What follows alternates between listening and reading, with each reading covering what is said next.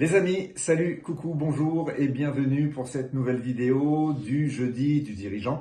Mais bien entendu, que les choses soient claires, toutes ces vidéos ne concernent bien entendu pas que les dirigeants d'entreprise, ça concerne tout le monde. Vous, moi, dans notre vie de tous les jours, dans notre vie sociale, au sport, avec les enfants, nos collègues, nos copains, bref, ça concerne tout le monde. Le thème que nous abordons aujourd'hui, vous me l'avez demandé au travers de ma boîte mail, qui est contact@grmcoaching.fr. Je souris parce que à chaque fois j'ai un doute, est-ce que je vais m'en rappeler ou pas de cette adresse. Donc contact@grmcoaching.fr. Nous allons aborder un thème aujourd'hui qui est assez intéressant, comme tous les autres, ça concerne l'atteinte et la fixation d'objectifs. Donc Gabriel, coach et formateur en entreprise, pour ceux qui ne me connaissent pas encore. Et aujourd'hui, nous allons donc aborder un sujet assez essentiel dans toute atteinte d'objectif, c'est découper un objectif complexe sans se noyer. Quand nous nous trouvons face à un projet ambitieux, il est facile de se sentir rapidement submergé et de ne plus savoir comment et par où commencer. Et pourtant, on va le voir, il existe des méthodes assez simples mais néanmoins efficaces pour transformer un objectif complexe en étapes concrètes, claires, mais surtout réalisables. Donc, commençons par une observation très classique. Vous avez un objectif important, comme par exemple lancer un nouveau produit, réorganiser votre entreprise, créer une nouvelle offre, etc., etc. La première réaction, souvent, va être « Waouh, c'est trop compliqué, je n'y arriverai jamais ». Et à partir de là, vont apparaître la procrastination, le stress, le sentiment d'impuissance, la peur d'échouer, etc., etc., etc.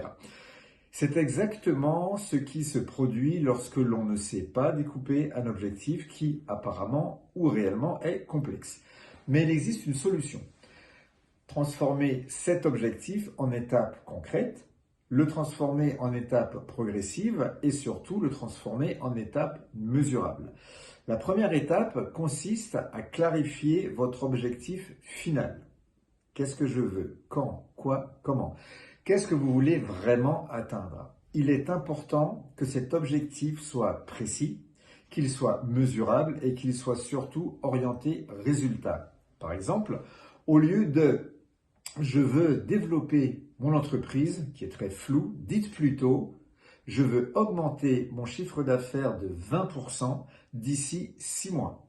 Ou bien, encore, je veux lancer un nouveau produit d'ici la fin du trimestre. Cette précision vous permet de savoir exactement où vous voulez aller et de commencer à planifier les étapes qui vont être intermédiaires. Deuxième étape consiste à décomposer l'objectif en étapes intermédiaires. Imaginez un puzzle. Chaque pièce est un petit objectif qui, une fois assemblé avec toutes les autres, eh bien, ça va former le tableau final complet. Pour un lancement de produit, par exemple, reprenons cet exemple, les étapes peuvent être une étude de marché, la validation sous tous ses aspects du concept, le développement éventuellement d'un prototype et également quelle campagne de communication. Chaque étape est plus facile à gérer et moins intimidante que l'objectif global. La troisième étape, elle, va consister à découper chaque étape intermédiaire, pour le coup, en micro-actions quotidiennes. C'est ici que la méthode du petit pas entre en jeu et on va voir qu'elle est très efficace. Chaque micro-action doit être réalisable en quelques dizaines de minutes. Elle doit être mesurable et concrète. Par exemple, pour l'étape étude de marché, un micro-pas pourrait être de contacter 3 prospects pour obtenir leur avis ou d'analyser les offres concurrentes disponibles sur Internet. Ça peut être l'un, ça peut être l'autre. Chaque micro-pas va vous rapprocher de l'étape intermédiaire que vous vous êtes fixée.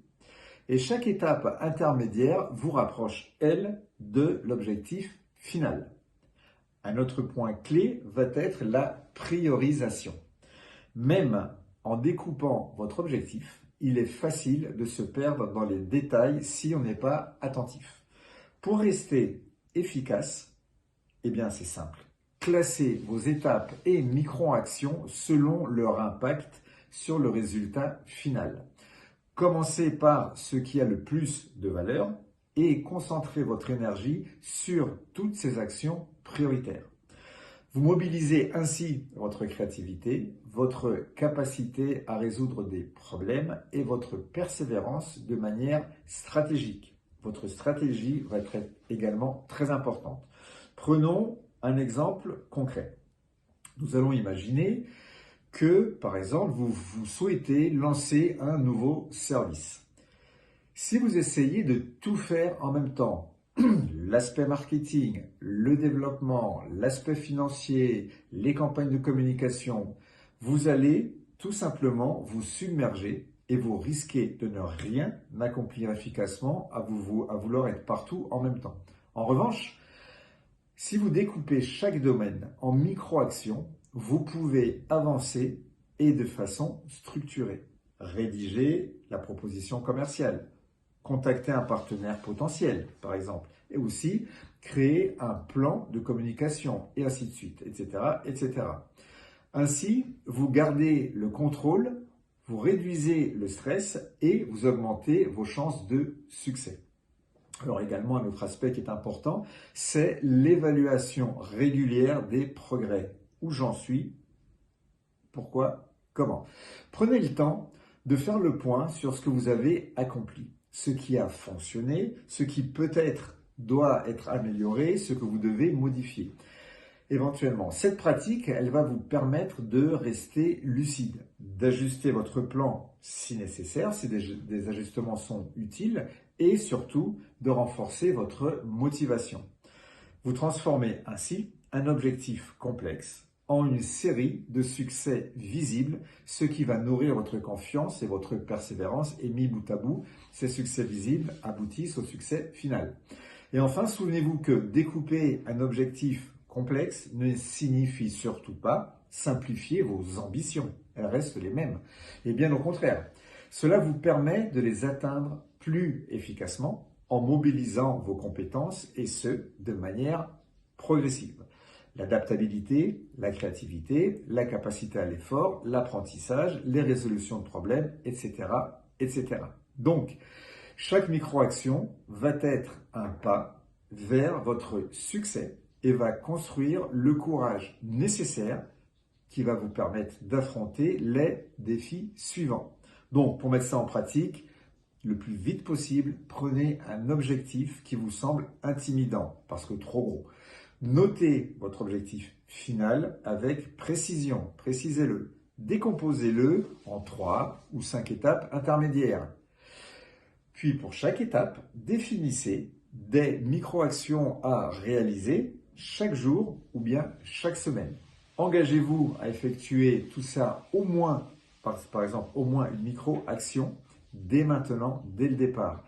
Observez vos progrès, ajustez vos actions et répétez ce processus dans le temps. Vous allez vous rendre compte que ce que vous pensiez impossible ou inatteignable va devenir réalisable étape après étape.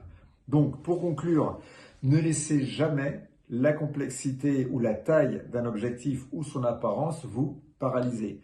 Découper, planifier, prioriser et agir pas à pas vont transformer l'impossible en accessible.